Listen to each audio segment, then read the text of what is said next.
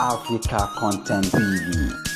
That's it. Mustafa Tishawa, one from because I have works. I gave you that.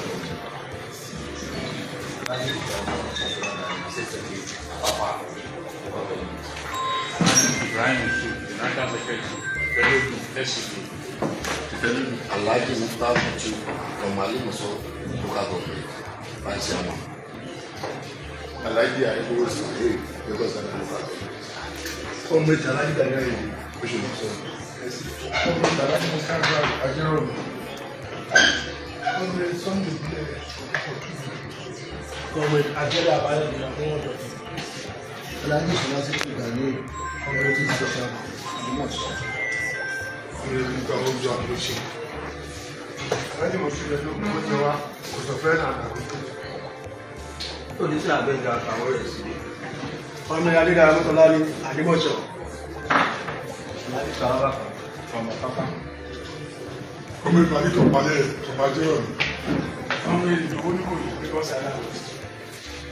Ọmọ ìtìjáni àti ìkòlù. Ọmọ Fatai Adébálógun Lagos Island East leader. Ọmọ ìjáde ń táyọ̀ ní Kòròdú. Àwọn ajígbà ní olóṣèlú Lagos Island West. Bọ́bá Ajíwòye Oṣù Local Government Organizing Secretary. Comrade Adédìgbà Adébáre Òṣèlú sọ̀rọ̀. Oníṣègùn Mukaila Ṣòmòlú. Comrade Olúfẹ́mi Akínbóyè Deputy Treasurer Ṣòmòlú. Alhaji Azeez Abiola Agbadoke Olùyẹsìnì. Comrade Azeez Adékúnlé Lawal Lagos Island Local Government Vice Chairman Lagos State NRPW. Comrade Ayo Odutola Bariga SCDA State Executive. Comrade Fatai Alimi Ayege Local Government. Comrade Akinyemi Mumi Badagry Local Government State Executive.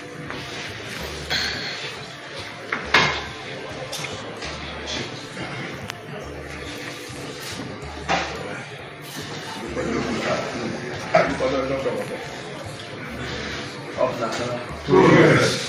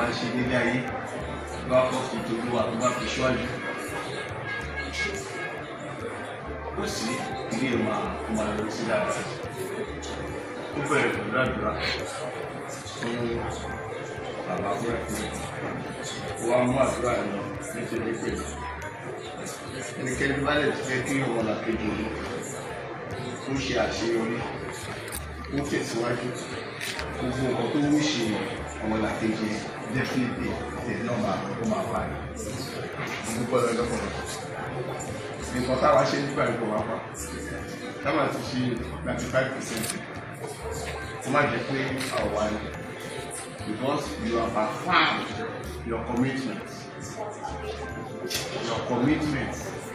sínú ìrìnàjò aṣáájú iṣẹ́ gbogbo ìrọ̀lọ́ náà fún lórí ọ̀fẹ́ yẹn pé kí èèyàn ṣòro ìfẹ́ dà kó try as much as possible láti explicate owó tí èèyàn ṣe yẹn no and that is why pé gbà mí tó bá ṣòro fún ẹ̀dá má expect pé irú orí tó ṣe fún yẹn ó wà reciprocate fún òun àtọ̀nà tọ́lọ̀ bá sọ fún kó máa ṣe àṣẹ tọ́lọ̀ bá fi òwe fún mo dúpẹ́ lọ́wọ́ yìí mo dúpẹ́ lẹ́ẹ̀kan sí àjọṣepọ̀ àdébàjẹ́ àálà yìí lórí ẹgbẹ́ National Union of Road Transport Workers àti ìpínlẹ̀ aláìkọ̀ọ́jà sọ àdéṣubú dáadáa ní àgbàrá lọ́wọ́ tó fi yẹ wálé gbogbo ògbà tí wáyé ilé gbogbo ògbà máa yàrá ní àdúgbò pọ̀ sí àdúgbò pàyà sí àṣírò òdúgbò ìmọ̀dára ètò ọ̀gbìn lẹ́yìn ọ̀pọ̀lọ́ ọ̀nìfì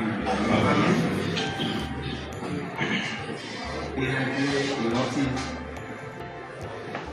ìwọ́sùkú ti dé bá wa àfi gbogbo akára ní àròjìnlẹ̀ dáadáa káàdì ẹ̀gbọ́n lọ to memory lane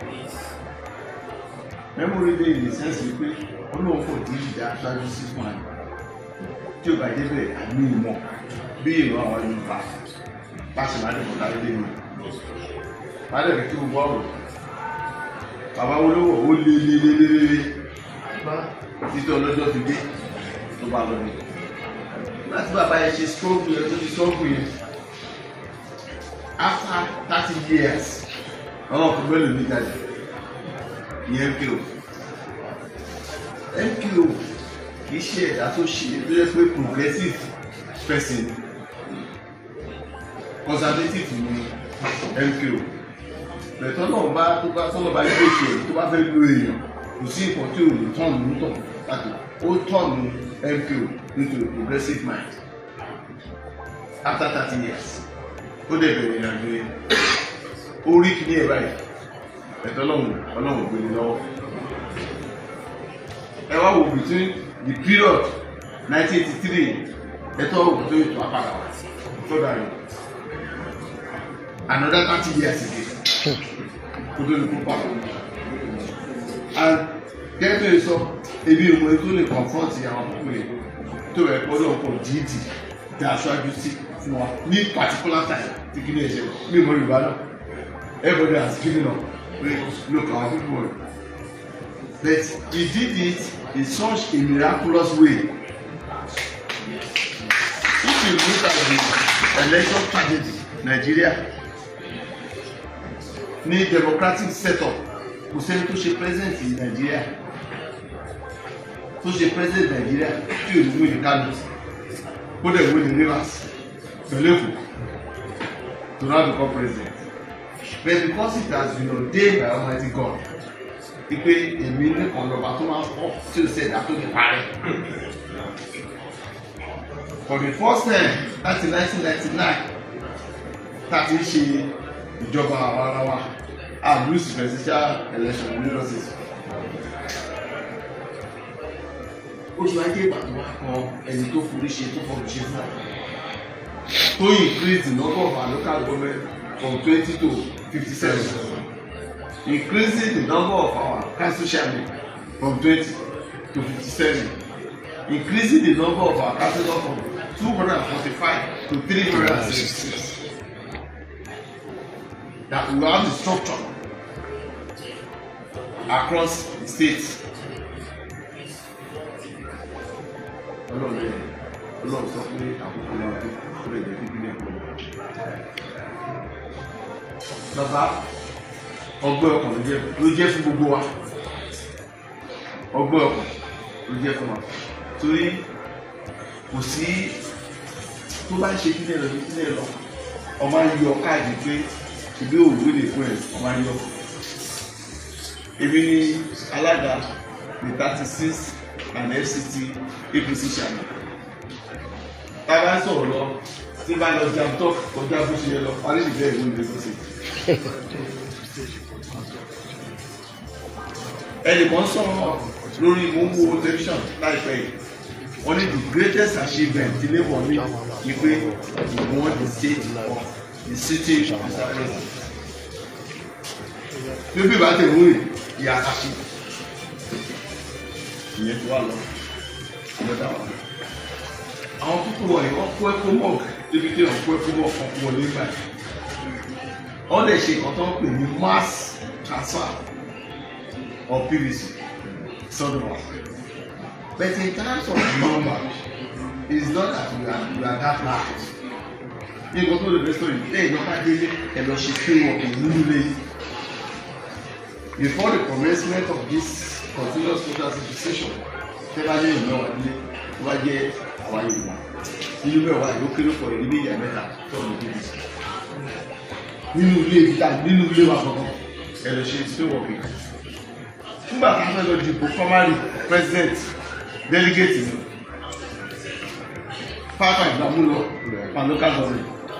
Wọ́n sọ pé nínú fáìlì àwọn kó wá fún mi nínú kó lọ mi ò mọ̀ pé kò ní kí ẹ̀sìn. Mi ò mọ̀ pé kò ní. Sleep ló ní lọ́wọ́. Ẹni tí ó ní sleep tó lè tó ṣe ìdìbò. Because he has not obtained the PVC. Ó lè wà dára fún lórí àwọn leaders ẹ̀kọ́ fún wa. Kẹ́lẹ̀ mọ how.